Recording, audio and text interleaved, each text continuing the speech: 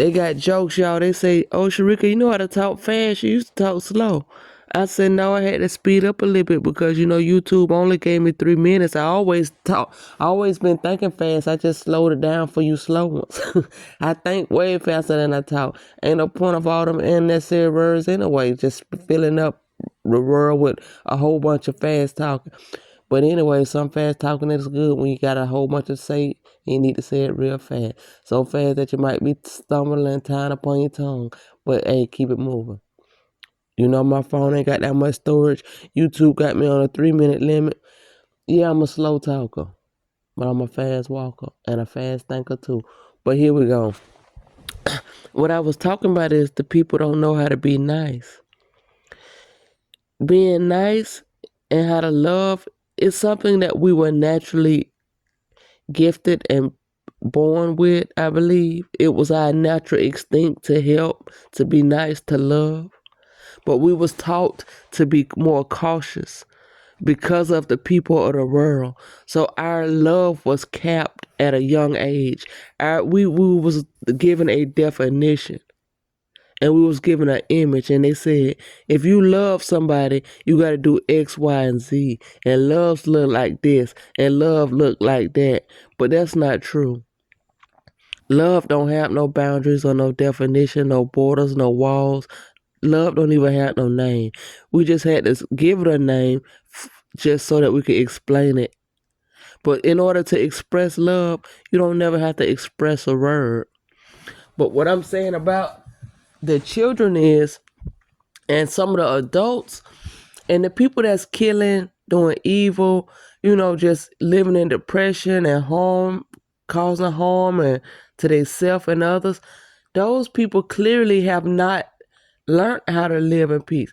My mama and my daddy, I seen them struggle through all kind of things in their life, overcome. But we always ate. We always had a roof, lights, and everything.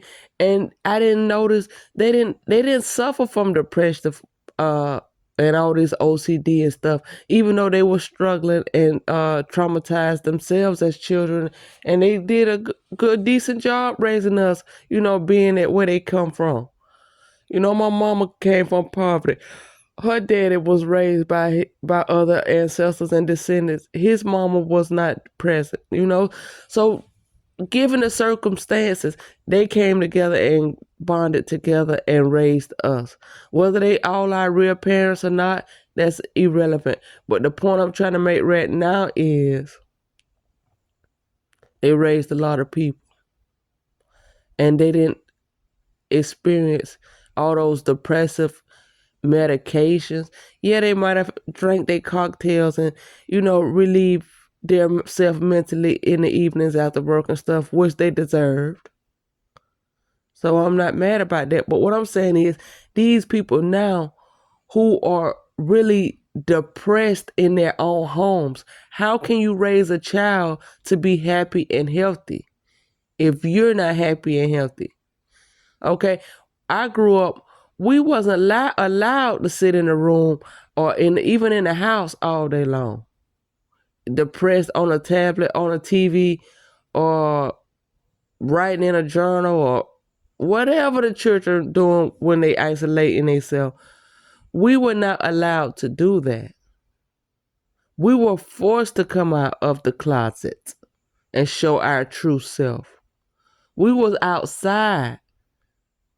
We were playing. We were around other children. Not every child. Now, we wasn't free to be around whoever we wanted to be around.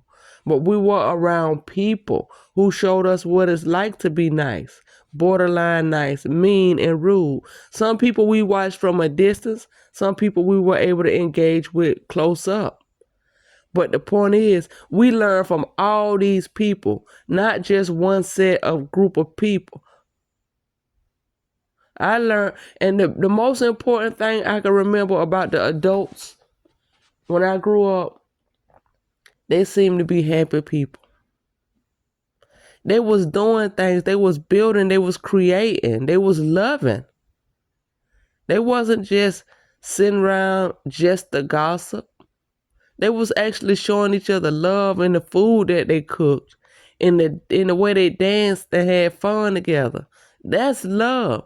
Like I told y'all yesterday, you don't have to have sex with nobody to be in love. So yes, I've seen all kind of love happen.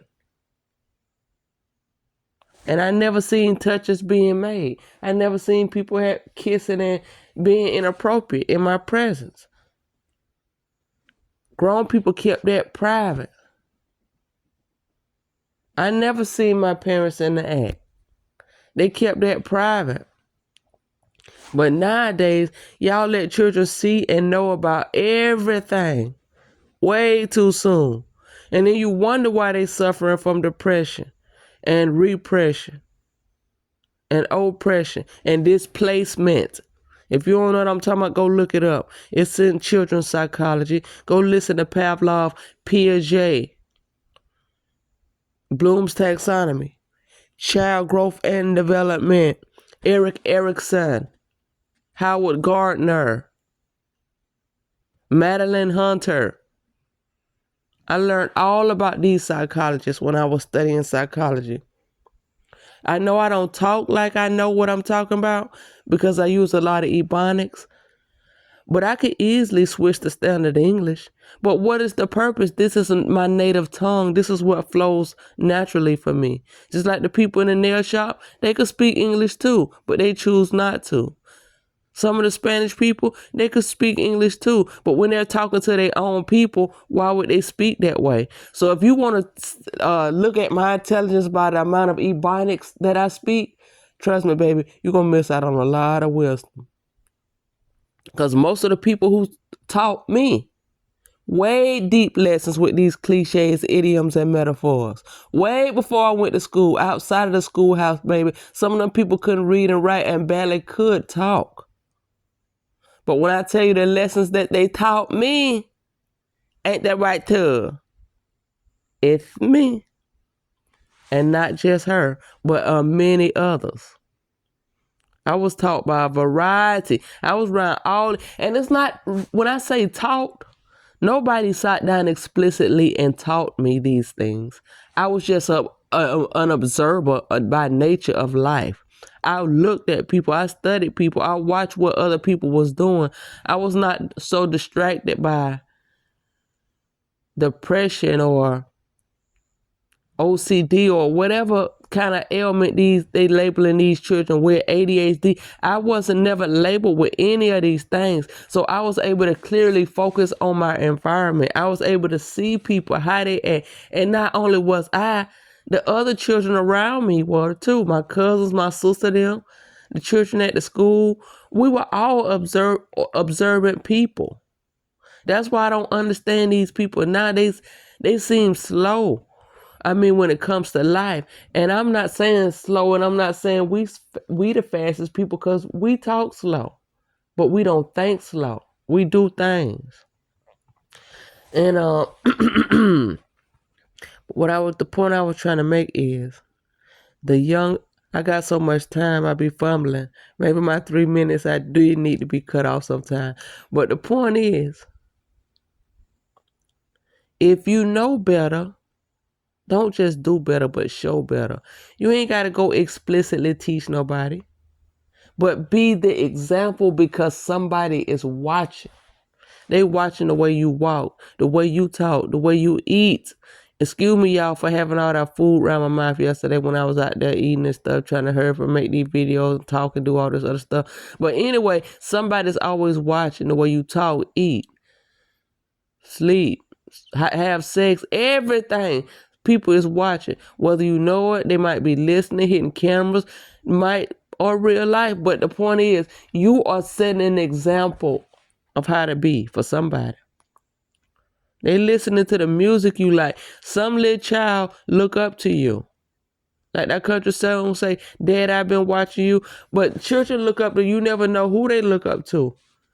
Yeah, they respect their parents, but sometimes there's other adults and grown people, they be like excited, secretly excited to see these people, because they know they're going to get a good laugh, and these people they might be rude, they might be foolish, but the children could sit back and learn from that. even if they laughing at it or whatever. So all the wisdom is not going to be clean, direct wisdom. Sometimes it may come from a homeless person or a drunk person or that little lady they got in Atlanta called Shawty. Now Shawty do say some good stuff, put me on some good music. But Shawty, you was wrong when you talking about 10 to get you in and show them where you was talking about going up in at. Now Shawty, you were dead. Well, I know you were having a good time, but the people who made the video, you should have put warning. A bobcat is in the video. That ain't no cougar, that's a bobcat. Girl, Shawty, you were wrong for that, girl. You shouldn't have showed off that monkey like that on the camera. But hey, I understand that's the way they make you feel. And hey, I can't judge you. I don't know what you've been through, sister. I don't know. I know people that was just as wild and would do something like that. You know, even before the cameras. They would do it for their close friends and family. And say, girl, you so crazy. You know the same thing. So people live different lives. And sometimes that's appropriate in their environment or their community. The world just got cameras now and they see everything and they think they know everything, but y'all don't know everything, because if y'all know everything, y'all wouldn't have to pull no damn triggers to get people to agree with you. Y'all got to fight a whole war, got to bring in military, got to go all in other people's country, got to wreck airplanes, poison people and all this shit because you're not on their level. But y'all got so much wisdom. Why don't you have the wisdom that it takes to move these mountains? You could talk to the wind, but no, you got to go get a machine and try to tear it down. You could have just said mountain move. Earthquake. Rain fall. Wind blow.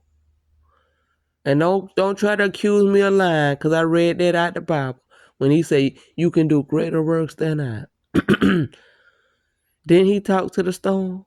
Then our song said, I told the storm, storm, you can't last. I command you to leave today. I would play it, but I don't want to get copywritten, because this video, the way it works, guys, YouTube told me I only could put music if the video is shorter, 60 seconds or less. If the video is 3 minutes long, I can't put music. Then they done set it up with I only could record for 15 seconds, sometimes 60 seconds, 3 minutes. But if I'm doing a straight video, I gotta watch and hurry up and turn it off quick before a minute pass, or I lose my whole video. So I've lost so many videos that was a minute and 1 second or a minute and 2 seconds or a little over a minute because I wasn't cognitive of the time and I had music playing. So YouTube didn't allow it. I got hundreds of videos that YouTube didn't even allow to get put up because of music when they know it's not my music. How you gonna accuse me of copyright when you already know who sang the song, YouTube or Google or AI? Y'all already know it's not me, and y'all didn't put the copyright on the people that stole my lyrics and got paid off of it.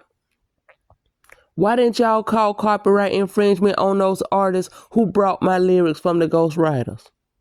Why didn't y'all do that to them? But y'all want to stop me from singing songs. Some of these songs I wrote for these people. But that ain't y'all business though, because I never got paid for that, and that's a situation that I left in the past. You know, but a lot of these songs I wrote, but they turned around and made it perverted, so you don't really know it's mine. You don't hear me because they changed it to a more perverted. They took some of my lines and mixed it in with all this China Sexy Red type stuff. But that's not what I was saying. But they kind of stole my rhythm and my way of rapping. Some of the men stole the exact things I was saying, you know, but it's all good because I had to tell myself with these movies and music, if you're going to do the Lord's work, you can't always get paid for it. So everything I do it for the greater good and the greater whatever. Because even though I didn't get paid for that stuff, I'm doing way better than the people that did get paid for it. I might not have as much money as them, but I got just as much wealth and health and love and peace and serenity and joy and all that stuff. I got everything I need. I'm just not married. I don't have a partner right now. I love a lot of people. I don't have a main lover. You know, I got people in my energy, but not in real life because I'm very selective. I don't allow anything in my house, in my circle, in my space, in my vehicle. So yeah, but I got what I need. I don't have everything that I deserve or that I've worked for. You know, I've been underpaid. I've been overworked. I've been in a lot of situations where the math ain't math. It ain't mathing right now. But guess what? I don't need to math the math all the way because Mother Nature is mathing. And what they lack in, she fill it out. Okay, you don't want to pay me enough to get a whole bunch of groceries. You don't want to give me no food stamps. I grow my own. And Mother Nature going to support me with that. So now you don't like my rain? I need my rain for my garden. Maybe if you would have paid me some more money, I would have stopped that rain for you. But that's neither here nor there. I told the storm, storm, you can't laugh. Oh, don't worry, I can sing way better than that, baby. I'm just waking up. Let me see who's saying this song for y'all. Let me load my other phone. It's reloading, so it's gonna take a minute. Is it that Quinn man, or is that's not Yolanda Adams, is it? I command you to move today. You don't have a choice in the matter. Is that Donna Lawrence? I'm finna let y'all know these people been told y'all it's the God in me. These people in these gospel songs been trying to teach y'all, but y'all wanna shake y'all and all this other stuff. I be doing all that while still serving the Lord. You understand me?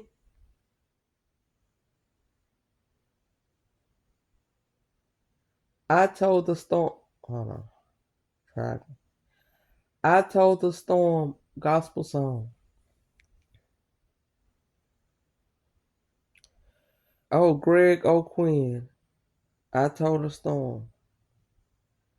This an old song. 2008. Oh yeah, this the song when it helped me get over. One of my bridges of life. A lot of different people. Yolanda Adams, Dottie People, Shirley Caesar, Kirk Franklin. And y'all got the nerve to get on the TV and try to hate on Kirk Franklin because he said he was going to break his son's neck. He wasn't going to break his son's neck. Y'all know in the black community, y'all mama, y'all grandma them told y'all they were going to break y'all neck too and y'all still alive. So stop trying to say that man was abusing his son.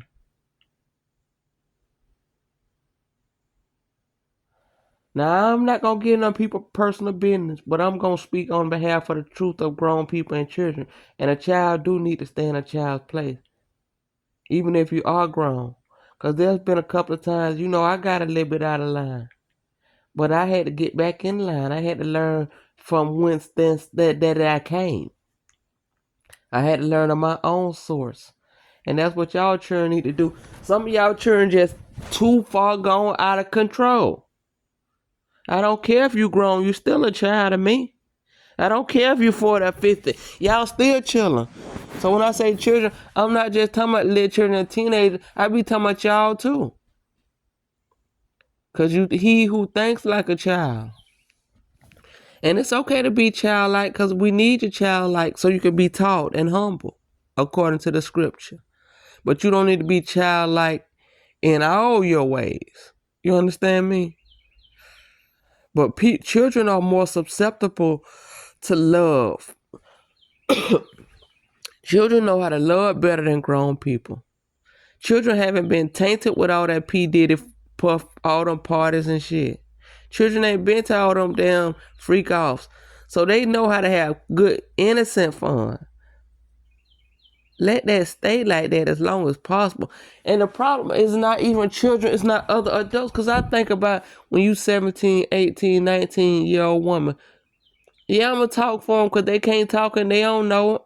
And there ain't no point in them falling in this same trap that we falling in. When you 17 or 18, 19, whether you feed into it or not, them old heads going to be saying all kind of shit to you. Now, they worse than the young boys. The young boys were going to try to holler at you and grab and touch and stuff too when you're 17, 18, 16. But when them older people in their 40s and 50s, they see you and they see how young and vibrant and everything growing up on you in the front and the back and your lips and your breasts and your hips and your thighs. Them people sometimes say things that make you want to hide. That's why I had to hide myself under all them baggy clothes. Because I didn't like all that attention from them older men. Thank God when I was out, I was with my sister and my auntie them who served as my private security force against this kind of situation. But imagine these young girls who out there by themselves trying to explore life and got to deal with groups of gang niggas. Hey, little mama, hey, little mama, playing these games, all this, especially the older ones. They talk so sweet to your baby, sweet and honey, make you feel so good until you don't do what the hell they want you to do. Then you a bitch. But see, the young boys, they kind of on the same level with you. So that's why I see why them grown people used to say, he not your equal. And it's different stuff because it ain't always about age because some girls are mature fast. And it's different when a man is marrying a young girl to help her, to raise her up and to set her feet on solid ground. That's a different thing. That's okay sometimes. But when an old man is just lusting after a young girl, have no intentions to lift her up, marry her, or nothing like that, just want to play with her body for 5 or 10 or sometimes 20 years of her, 30 years. You held that girl hostage for 40 years just for sex. She couldn't even never experience real love in real life because you had done fucked her head up too early with your penis. That's what I'm talking about. And then you think it's a good thing. Oh, I put it on her. I got her whipped. You ain't do shit, nigga. That's all she knew. If she would have had a real one before you did that, it would have never happened. But because she wasn't trained properly or set up to look out for predators like you, she fell into that trap and she stayed there for a long, long time. And that's what I'm here for. I'm here to help these little girls avoid that trap so they ain't even got to worry about falling in it. And I done been on here 22 minutes. And I know I done said enough now. Now what you got to say now about your 3 minutes, YouTube? Have a blessed day and a beautiful day. And stand for the silent. Because these girls can't say nothing about this. How they going to say something about it when they don't even know nothing about it? Do you understand? Y'all got to do this for these children. Stop sitting back looking to me, she fast, she grown. Or that's her mama job, or this and this and that. This is our world. We are a village. We are a community of people. Act like it. Y'all 50, 60, 40-year-old children, I take off my belt and tell y'all behind up right now. But I know some of y'all gonna want to fight. And guess what? I know how to fight too, but I ain't finna fight. I ain't finna tussle with y'all children. I ain't finna fuck up my back and my knees with y'all children. But for those who want to listen and learn, you already know what time it is. And I see you on the come up, baby girl and baby boy and mama.